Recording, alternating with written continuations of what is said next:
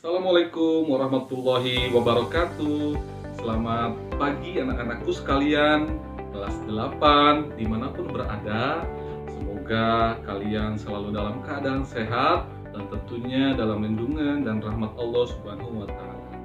Dalam kondisi seperti ini, kita akan melanjutkan pembelajaran online kita, tentunya dalam pelajaran ilmu pengetahuan alam. Untuk itu, jangan lupa persiapkan diri kalian, persiapkan buku kalian, persiapkan alat tulis kalian, dan tentunya jangan lupa niat yang baik dan membaca doa sebelum pembelajaran.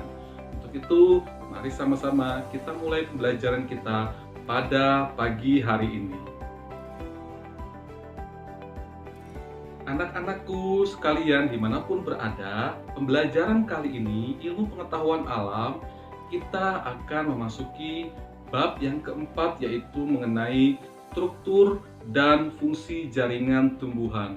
Untuk itu, mari sama-sama kalian simak pembelajaran ini, materi dan teori yang akan saya sampaikan dan dipahami dengan baik.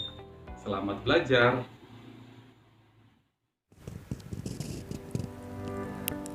Di pertemuan kali ini, di bab 4, di sesi pertama kita akan belajar mengenai A. Struktur dan jaringan pada organ tumbuhan, B.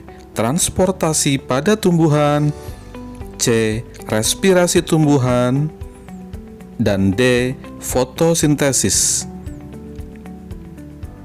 Untuk pertemuan berikutnya di sesi kedua, ada gerak pada tumbuhan dan teknologi yang terinspirasi oleh struktur tumbuhan.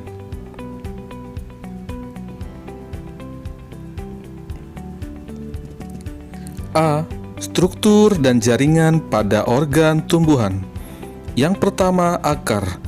Fungsinya memperkokoh berdirinya tumbuhan, menyerap air dan garam mineral, bernapas, dan yang terakhir sebagai menyimpan cadangan makanan.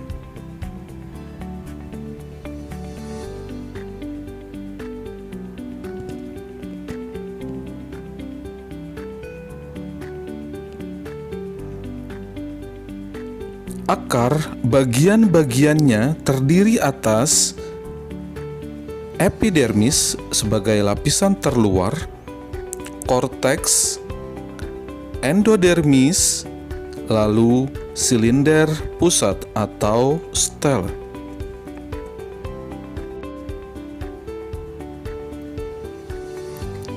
Kurang lebih seperti inilah penampakan struktur akar, di mana bagian terluar adalah epidermis, bagian terdalam adalah stel yang terdiri atas floem dan xilem.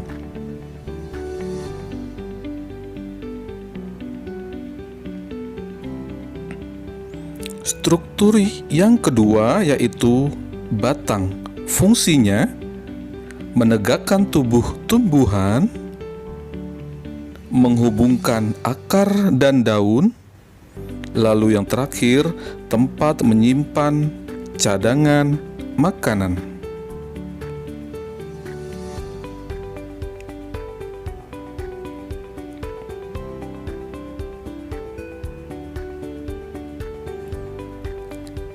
Batang bagian-bagiannya yaitu yang pertama epidermis sebagai jaringan terluar, kemudian korteks, lalu endodermis, kemudian silinder pusat atau stel.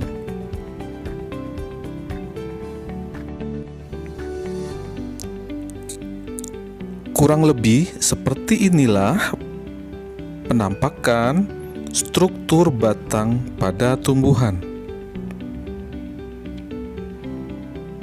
Masih mirip menyerupai dengan struktur akar.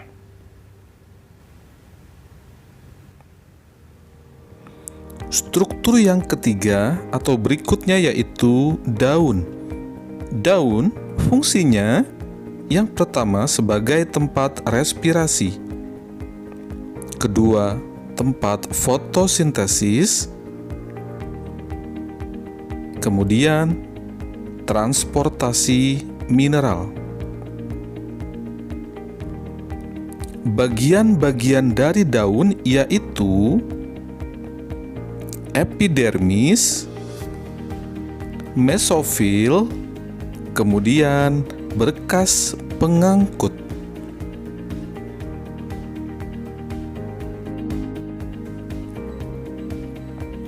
Kurang lebih seperti inilah penampakan struktur dari daun, yaitu ada epidermis, jaringan mesofil, dan berkas pembuluh angkut.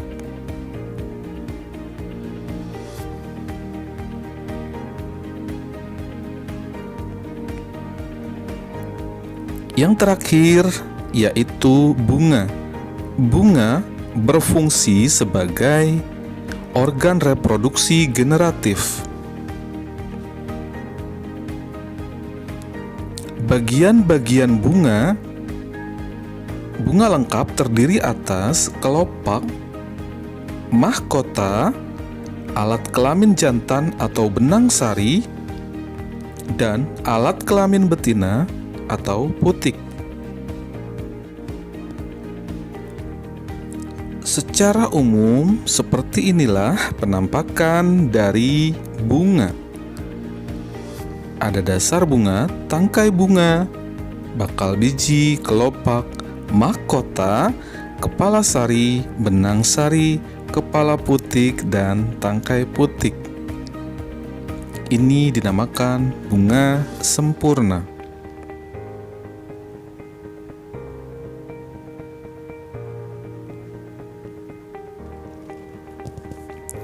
B. Transportasi pada tumbuhan terdiri atas 1. Transportasi ekstravaskular, yaitu pengangkutan tanpa melalui xilem. Jalurnya yaitu bulu akar, epidermis, korteks, endodermis, silinder pusat, lalu berakhir di xilem.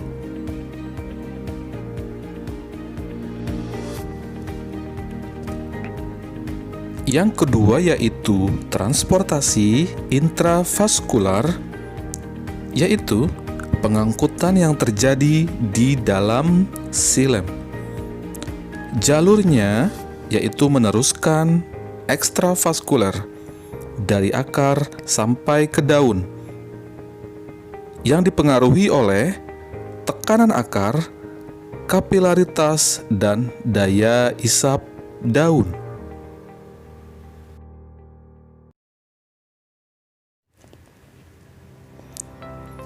C. Respirasi tumbuhan. Respirasi ini melalui 2 tahap. Pertama, pertukaran gas terjadi secara difusi, yaitu dari daerah yang berkonsentrasi tinggi ke rendah. Yang kedua tahapnya yaitu respirasi sel. Peruraian senyawa organik menjadi air dan karbon dioksida untuk memperoleh energi dengan bantuan oksigen. Alat-alat respirasi pada tumbuhan yaitu stomata, lentisel, rambut akar, dan alat pernapasan khusus.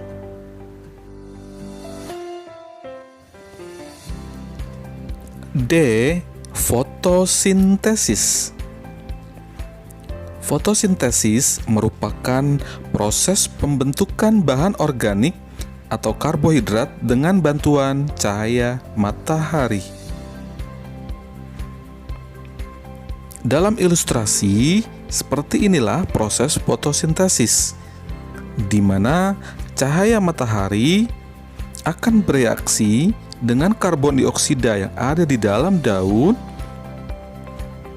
dan air, tentunya dengan bantuan klorofil atau zat hijau daun akan bereaksi, kemudian menghasilkan oksigen dan glukosa, di mana oksigen ini kita pakai untuk bernapas sedangkan glukosa dipakai oleh tumbuhan untuk melanjutkan hidupnya atau dikonsumsi untuk pertumbuhan dirinya.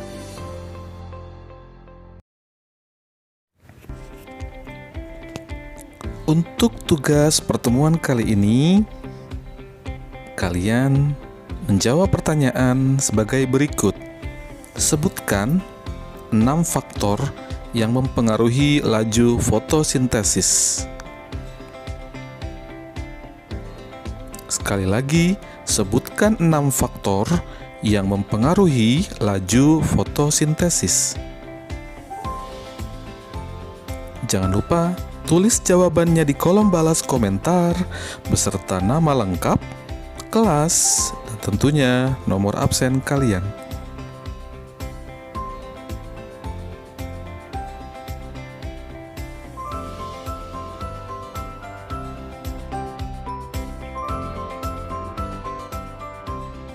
Nah, anak-anakku sekalian, dimanapun berada, yang baik, yang soleh dan soleha, itu tadi pembelajaran kita mengenai struktur dan fungsi jaringan tumbuhan. Apabila ada pertanyaan yang ingin kalian tanyakan mengenai bab ini, silahkan kalian bisa menghubungi saya. Nanti kita adakan diskusi atau tanya jawab untuk memudahkan kalian menjawab pertanyaan yang ingin kalian sampaikan. Demikian tadi pembelajaran kita pada pagi hari ini. Anak-anakku sekalian dimanapun berada, jangan lupa tetap jaga kesehatan kalian dan jangan lupa patuh dan menurut kepada kedua orang tua sebagai bagian kedisiplinan kalian. Baiklah anak-anakku, saya undur diri, mohon pamit. Billahi taufiq wal hidayah. Wassalamualaikum warahmatullahi wabarakatuh.